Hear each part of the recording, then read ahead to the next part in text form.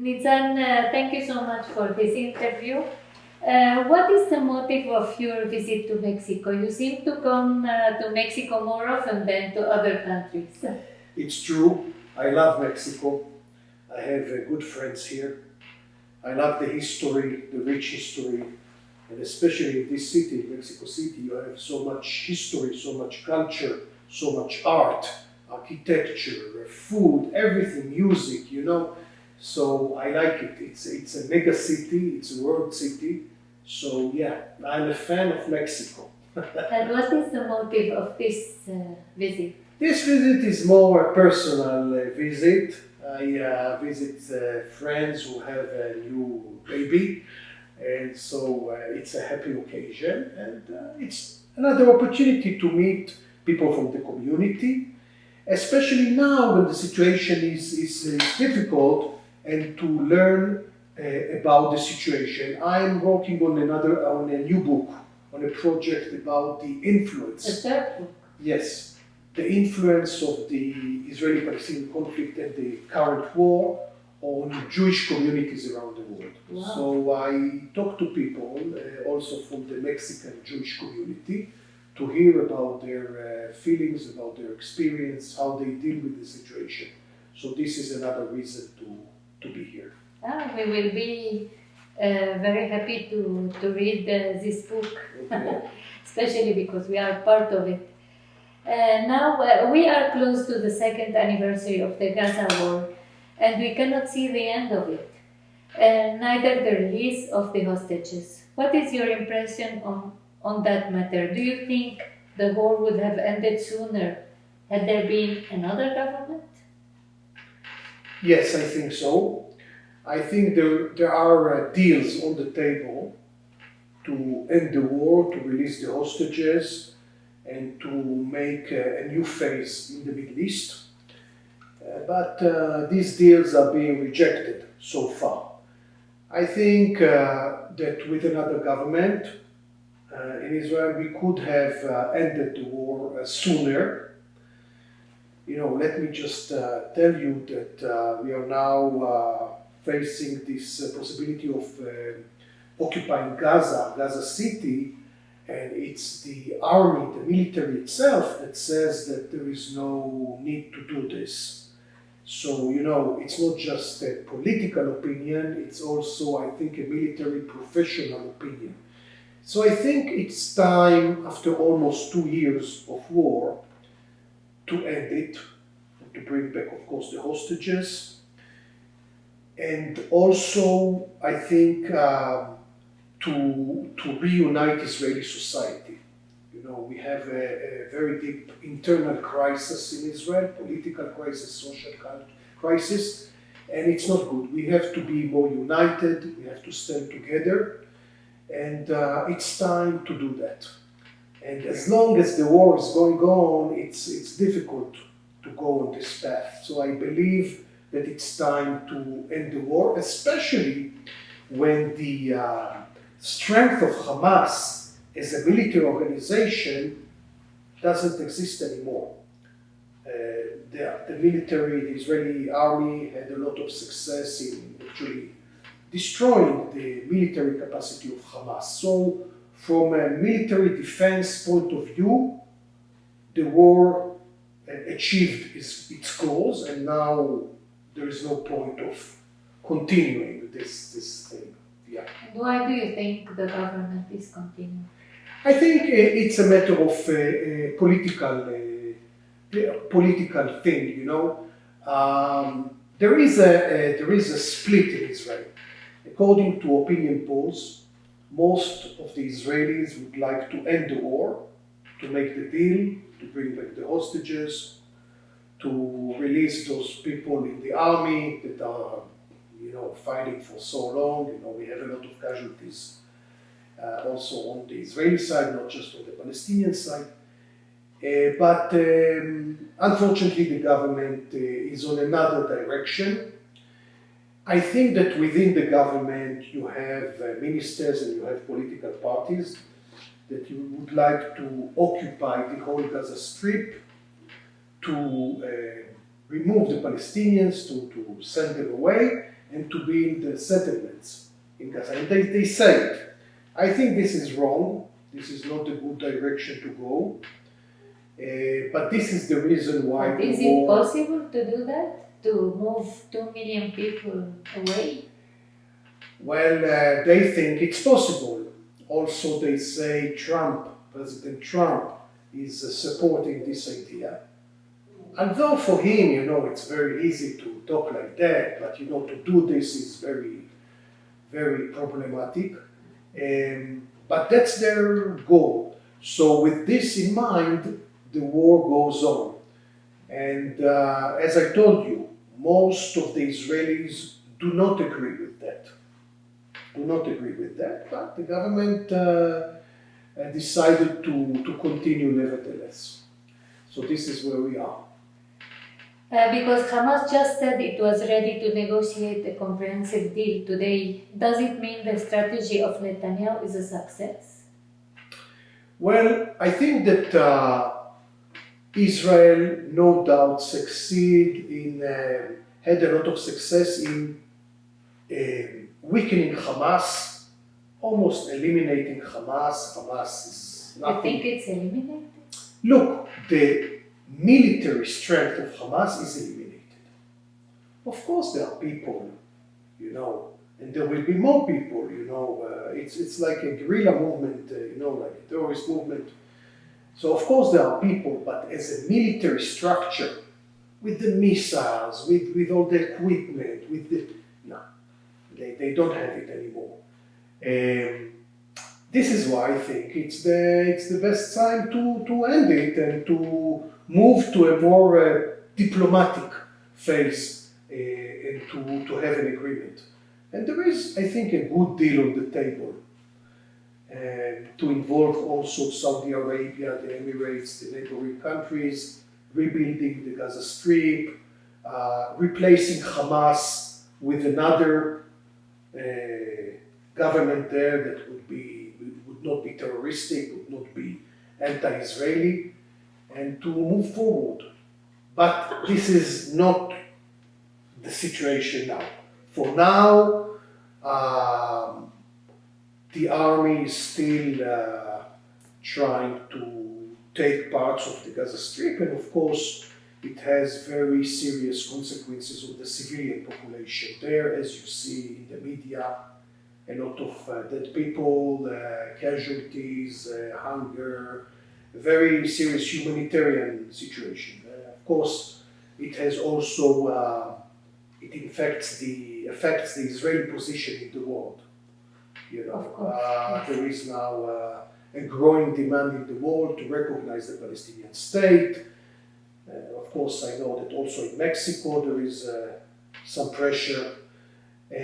So this is also something that Israel should consider, the effect that it has on Israel's position in the world. So this is another reason why I think the war should end. But Netanyahu said in retaliation for this, he will start more settlement in Judea and Samaria. Well, yeah, I know. That's the policy of the government. I think it's a bad idea. It would bring the continuation of the conflict. Look, let me tell you, between the Mediterranean Sea and the Jordan River, there are something like 15, 16 million people. Half Jews, half Arabs, more or less. Look, we have to find a way to coexist. Israelis would not go anywhere, the Palestinians would not go anywhere. We have to find a way to live together, otherwise there will always be violence and war and everything. Now, with a different Palestinian leadership and with a different Israeli leadership, I believe this is possible. Nowadays, it's very, very hard to imagine such a future. But there is no other future possible. Will there be elections? Well, ultimately there will be elections in. The date is next year. Mm-hmm.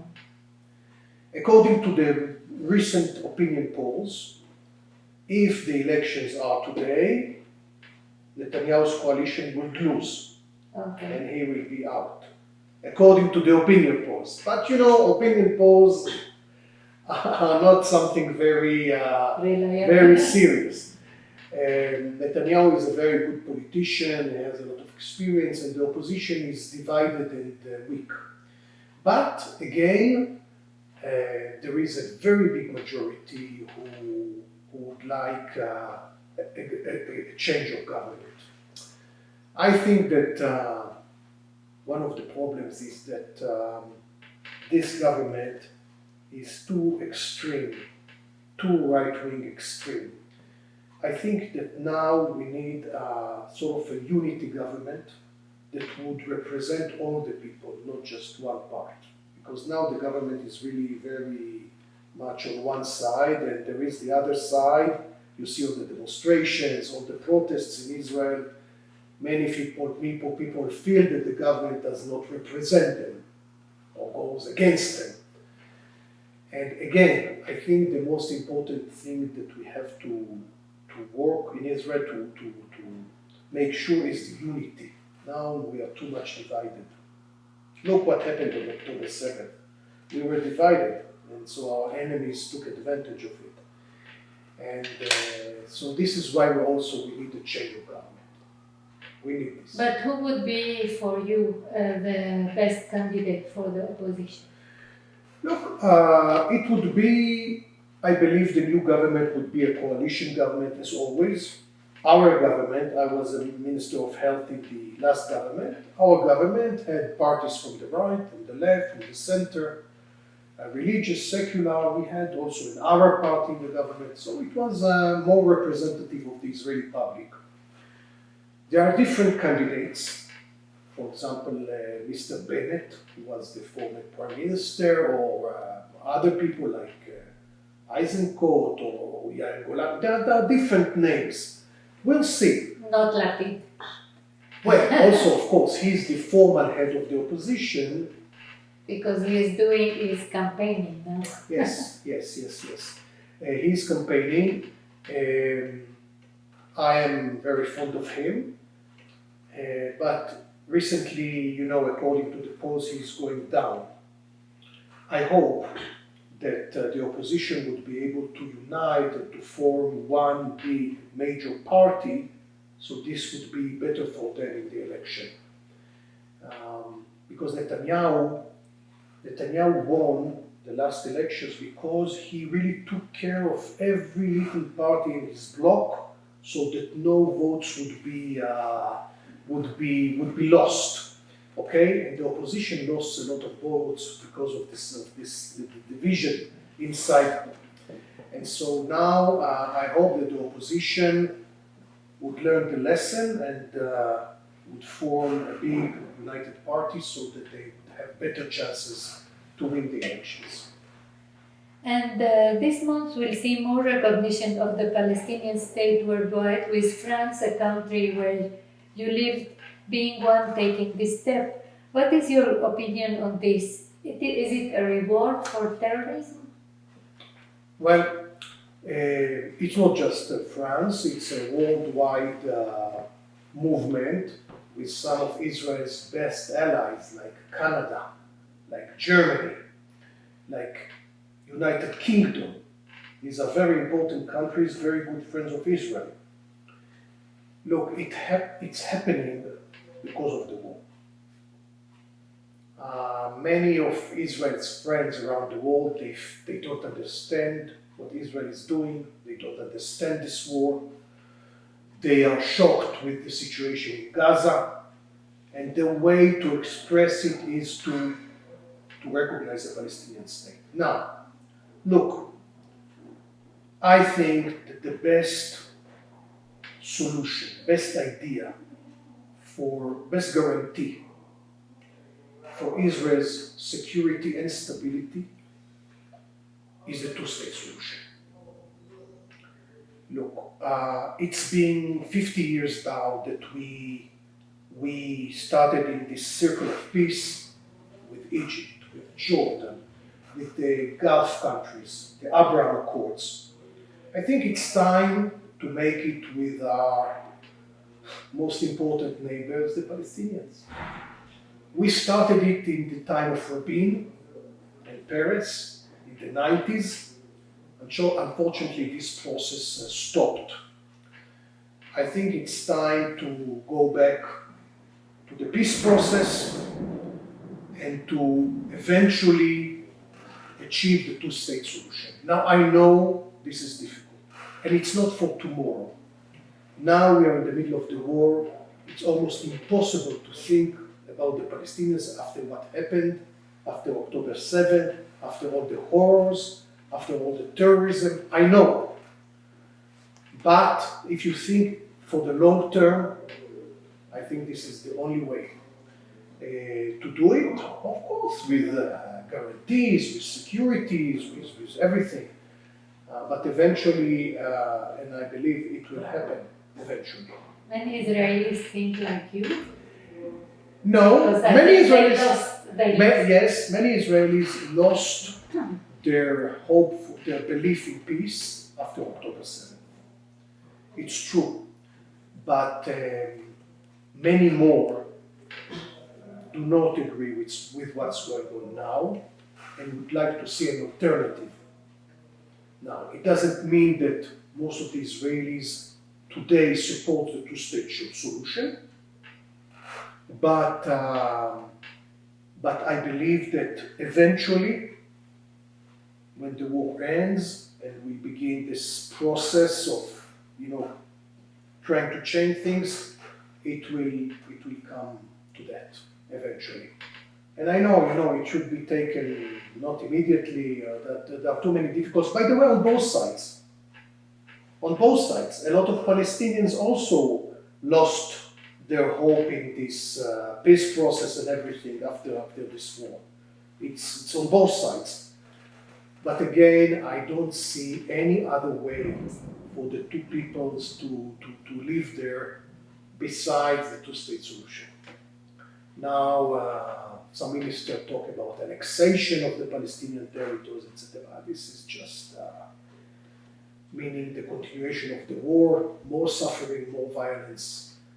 This is not the right way to go. And you were the health minister of Israel. What are the most important changes you performed on the health system? First of all, I was the health minister during COVID. Yes. So imagine Yes. this.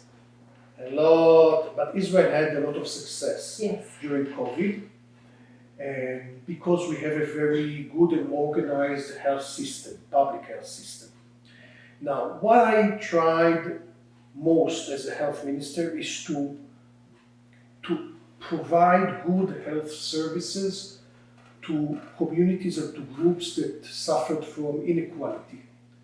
For instance, women, for instance, old people, for instance, the Arab minority in Israel, for instance, the LGBT community, etc. So all those groups had different issues with access to health. For example, people in Israel who live in remote areas, they have less, health services, worse, not a good quality, not enough doctors, not enough hospitals. So I made a lot of emphasis in strengthening health for the periphery, for the remote areas in the north and in the south. And also some things like reforms concerning mental health. Mental health was the most important issue for me. And we see now, because of the war, a very big increase in demand for mental treatment, mental health, psychological, psychiatric, a lot of traumatic trauma cases of soldiers, of people, the people who live in the north and the south, a lot, tens of thousands of cases. And the system is already weak, to deal with such a wave. So yeah, I started in promoting mental health because I thought that this is one of the most important issues that were neglected for a long time. not just in Israel. Mental health was always, on the side. But what did you do practically? More money for recruiting psychologists, for recruiting nurses, for getting people to work in the psychiatric hospitals, more training for doctors, accepting more doctors to the universities, more students for medicine, all of those things. So yeah. Wow, imagine if there was no, with the problem that there is today, and everywhere. In the Jewish world. We have so many cases of soldiers getting PTSD, Yes. The post-traumatic stress disorder, but a lot. And before, it was ignored, but now people they come up with this and they need help, and the system doesn't have enough resources to help them. So this is what I started to do. For me, this was the most important thing: mental health. What about suicide of soldiers? Yeah. Now we are listening to a lot of soldiers. Yeah, it's true. There are more cases of suicide. What we hear is about is those who committed suicide, but many more are trying and they don't die. So media doesn't report about that, but it is there. It exists. Yes. The meaning of What that. is the percentage of? Well, I don't know exactly, but almost every week there is a case. Very sad, very tragic. Is it because of what they are forced to do? I think is What they see? what, according to what they say or what they write, if they leave letters, it's they feel sort of depressed after the military service. Sometimes they complain about the treatment, that they were mistreated in the military, all the things that they witnessed, during their service. It's depression. Depression can lead to sometimes to suicide. So I think the meaning of that is that we need to have a good system in place that would, find out before they kill themselves. When the first time to know that this man or this woman is in danger, so to take care of them, to treat them, because there are a lot of cases of depression and trauma. And this is why we need more facilities, more professionals. Very important, very, very important. Because this to end the war. Terrible. Yes, and yes, to end the main source of the problem, which is this violence, this war. Yeah, it's time. It's time. In addition to your career as a politician and a journalist, you have now added writing. What led you to write a book specifically about this particular death shelter in Reim? Yes. On October 7th? I wrote 2 books about the war. Yes. The first was about this shelter, Migunit in Hebrew. And you had the prize. You Yes. won the Galate Prize. In Paris, yes. Unanimously. Yes, it's a French literary prize, and you won. And in France, In that is France. anti-Semitic. So you see, because the book is good, they judge the book upon its value as a book, as a literary piece. And this is, I think, an amazing story, not just of death and sacrifice, but also of heroism, of bravery, of solidarity, friendship. So everything is there. The second book that was just published last week is about the north, what happened in the north in Israel, all those Hanita, especially about this kibbutz Hanita, which is a very famous kibbutz, was a Zionistic symbol, and they had to evacuate after October 7th, like dozens of other communities, kibbutzim, moshavim, even a city in the north because of the war. And so this is the first book in Israel about what happened in the north. So yes, the first book was about the south, the second book is about the north. You know, this war really changed the lives of so many people in Israel. So I think it's important to know what really happened, how do the people feel, what was the process. So this is why Why did you choose a shelter of all things that happened in October 7th? Why did you choose this shelter? The story touched me.